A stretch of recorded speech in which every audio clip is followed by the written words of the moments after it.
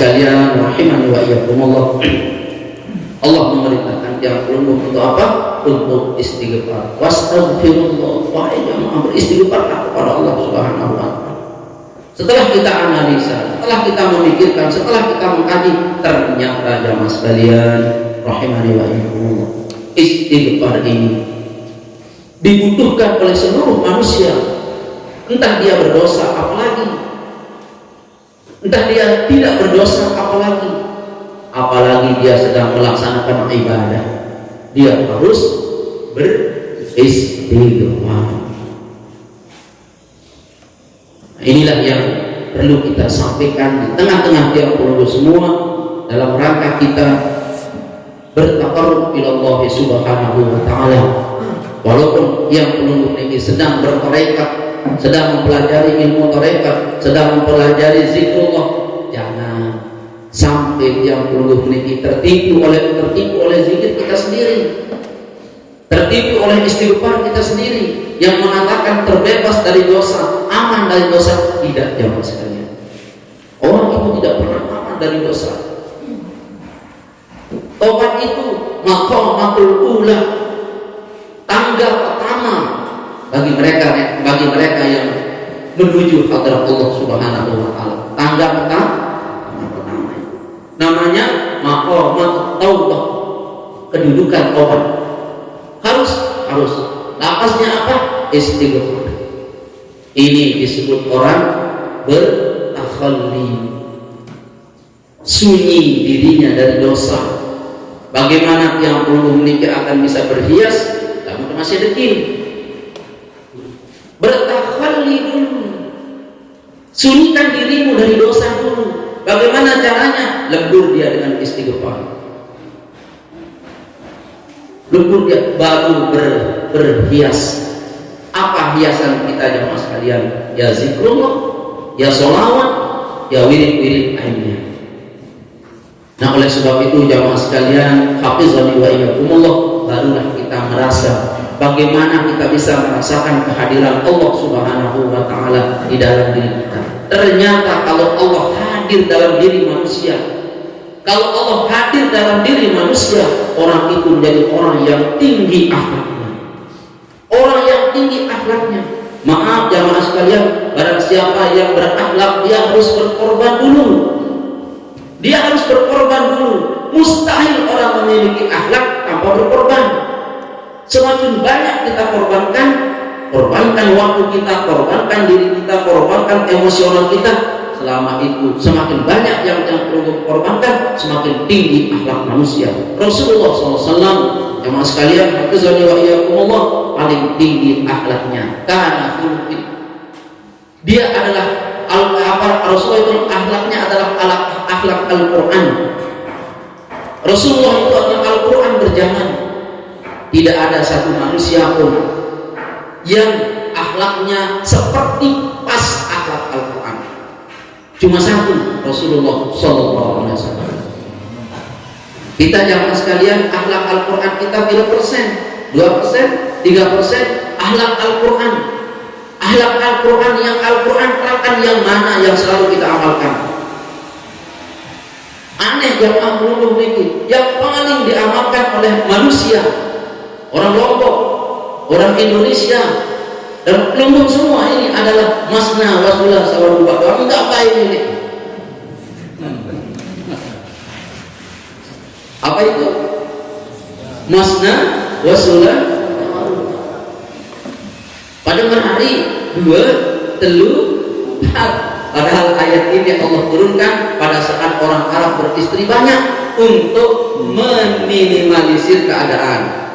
Lalu makan dengan lombok paling kedik senina makan mosot muni dia mau memerari adalah satu ayat teman-teman lalu batur perasaan menjayar lampu lagil nunggu niki dengan ayat ini menjayar lampu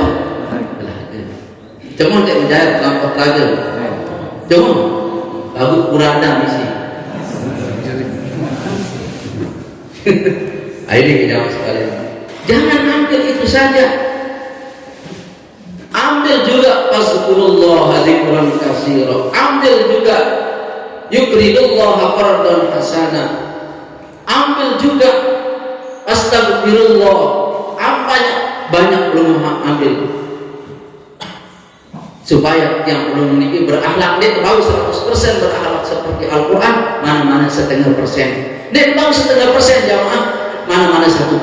1% saja ayat Al-Quran yang sudah aku turunkan lalu kamu diterangkan oleh Rasulku, ayat yang mana yang selalu kamu amalkan dalam kehidupanmu. Dah ya Rasulullah, dah wahai Allah. Sial jamaah itu. Lunas? Tadi di awal yang mengatakan inna haza tazkirah faman syaa'a akhadha ila, ini adalah tazkirah, peringatan. Barang siapa yang berkeinginan menuju jalan Allah Subhanahu wa taala, ambil salah satunya. Ya, perjuangan ini salah satunya. Saat disebut dia sabil, mempelajari ilmu zikir, salah satu sabil jalan menuju Allah Subhanahu wa taala. Sampai enggak jamaah sekalian? Sampai. Manakala juru dakwah kita, guru kita, ilmunya juga sampai kepada Rasulullah sallallahu alaihi wa alihi wasallam. Jamaah sekalian, hafizani wa iyyakumullah. Prinsip kita sekarang adalah bila mana kita yakini satu majelis, satu orang, ya termasuk guru besar kita Al-Maghfurullah Bapak Maulana Syekh, kita yakini beliau, ilmu beliau itu sampai kepada Rasulullah SAW, peganglah seerat-eratnya, sekuat-kuatnya. Jangan sekali-kali kita meloncat, jangan sekali-kali kita piwal dari apa yang sudah diajarkan oleh beliau. Ia dengan amal-amalannya, ia dengan zikirnya dan lain sebagainya. Amin. Jamaah sekalian rahimani wa iyyakumullah. Di dalam tiap pelunggung mengasah kemampuan diri kita untuk bagaimana kita bisa merasakan kehadiran Allah Subhanahu wa taala di dalam kehidupan kita. Kita butuh konsentrasi, kita butuh perhatian. Kita butuh apa? Perhatian. Ilmu itu jamaah sekalian, ada ilmu yang Allah Subhanahu wa taala haruskan kita cari. Apa itu? Ilmu tentang kehidupan. Ilmu tentang kehidupan harus. Contohnya apa? Berbisnis, ilmu meraih kebahagiaan dunia, kemudahan dunia, harus yang betul-betul. Ya, bentuknya ilmu matematika, bentuknya ilmu alam, bentuknya ilmu listrik, bentuknya ilmu bumi, bagaimana yang belum sukses, bentuknya ilmu bisnis, bentuknya ilmu arsitek, bagaimana yang belum bisa meraih kehidupan dunia. Ada yang ilmu itu jamaah sekalian, ilmu tentang bagaimana kita bersikap kepada Allah. Ini apa? Wajib. Contohnya bagaimana? Bagaimana yang belum bertakwa kepada Allah? Bagaimana yang belum bertawakal kepada Allah? Bagaimana yang belum bersabar terhadap perkara? Entah itu musibah, perkara bersabar terhadap istri, bersabar terhadap anak dan lain sebagainya. Belajar. Nabi Yusuf saja ditarbiyah oleh Allah dengan sifat kesabaran beliau. Belum pilih di surah Yusuf. Nabi Yusuf gara-gara kena, wahai saudaraku, kalau kamu keluar dari penjara, ceritakanlah tentang aku kepada Tuan Raja. Ceritakanlah tentang aku kepada Tuan Raja. Pesan Nabi Yusuf kepada temannya yang keluar dari penjara ini. Tentang apa? Tentang aku ini punya keahlian, yaitu keahlian takdir mimpi. Sama impi raja. Lemak kamu ngarang raja mimpi itu menu model, panggil aku. Enggak pemesan Nabi Yusuf kepada saudaranya yang sesama narapidana. Setelah Nabi Yusuf memesan itu, apa terjadi? Nabi Yusuf dibiarkan oleh Allah dari yang seharusnya 1 bulan beliau di penjara menjadi 3 tahun sampai 7 tahun. Kata ulama, dari ukuran 3 tahun sampai 7 tahun Nabi Yusuf di penjara.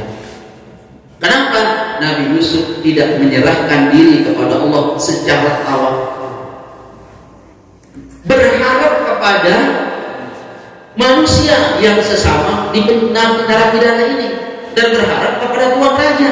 Ditegur oleh Allah, jangan begitu wahai Yusuf, kamu serahkan saja urusan hukumanmu kepada aku. Dedek memesan-mesan, dedek berharap oleh sesama narapidanamu.